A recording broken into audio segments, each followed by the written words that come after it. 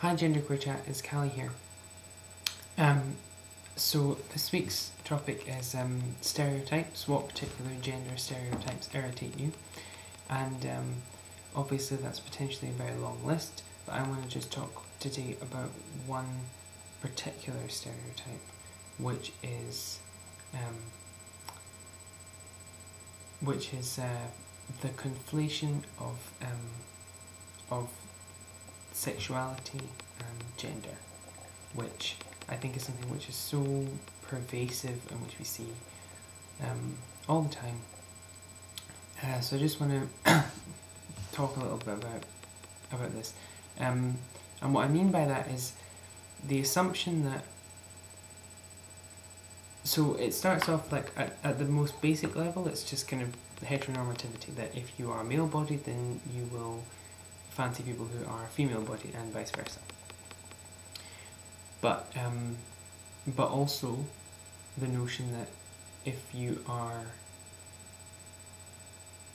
male-bodied, and even if you're male-bodied and have a feminine presentation, that you will like people who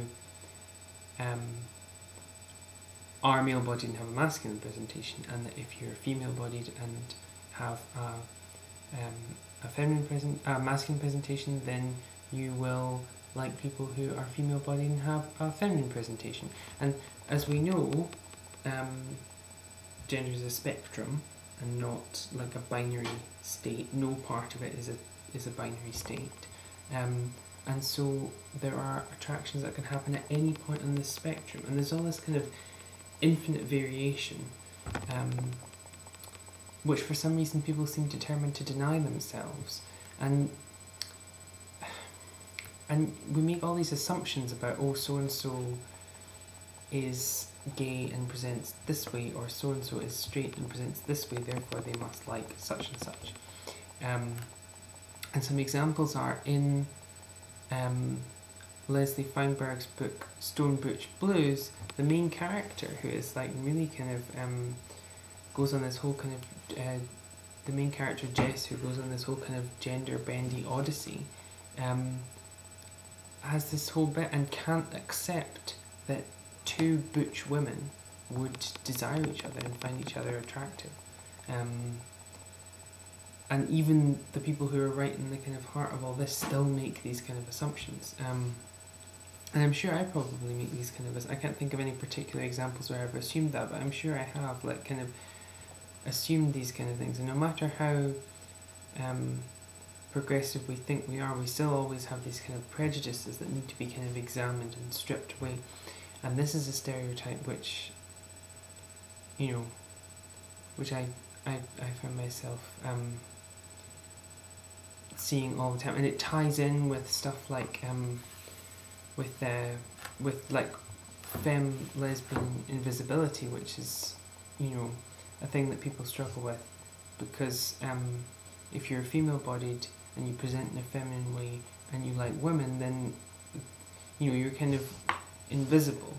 Your identity kind of gets erased in a little way. I've kind of, you know, I've read about this in kind of anthologies and things, and that's part of this too. But equally, it's a problem for people who have any kind of desire that doesn't match up with their presentation. Because an example of this is, I have a friend who is straight cis woman who shaves her head and like doesn't dress I don't think she dresses in a particularly masculine way, but she doesn't dress in a particularly feminine way either. And so a lot of people, understandably, or, you know, not understandably, as you might expect is what I mean, as you might expect, think a certain way about her before knowing her, but she's straight, you know, she likes men, and some of them are you know, the nice ones are very kind of groovy with her presentation. In fact, her boyfriend shaves her head for her, but, you know, for some people this is still an obstacle, and people still assume these things about people. And I suppose this is kind of the thing with all stereotypes, which is that people just do it to make people who are quite difficult to understand seem easier, because you can say, okay, well, this person goes in this box, and so I don't have to think about what they're actually like.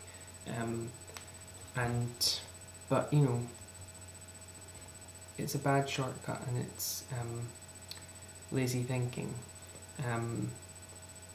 that's kind of at the root of it. But I just don't understand why people.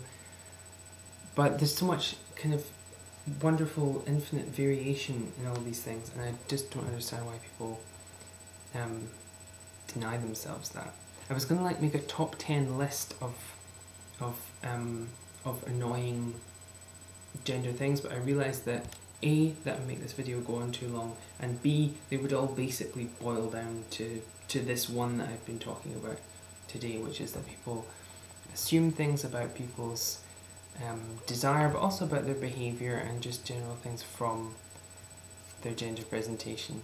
And you cannot assume, as my best friend from home likes to say, when you assume, you make an ass out of you and me. That's such a stupid saying, but it's unfortunately true. So yeah, that's what I have to say, and see you next week.